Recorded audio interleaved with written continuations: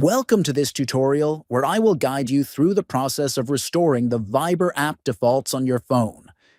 If you have changed settings or want to reset Viber to its original configuration, this video will show you exactly how to do it quickly and easily. First, open the Viber app on your phone. Once you're inside the app, look at the bottom right, tap on More. This will open a menu with several options. Next, tap on Settings to access the app's settings. Inside the Settings menu, continue scrolling until you find the General option. Then tap on it. In the General section, you will see an option labeled Restore Viber Defaults. Tap on this option to begin the reset process.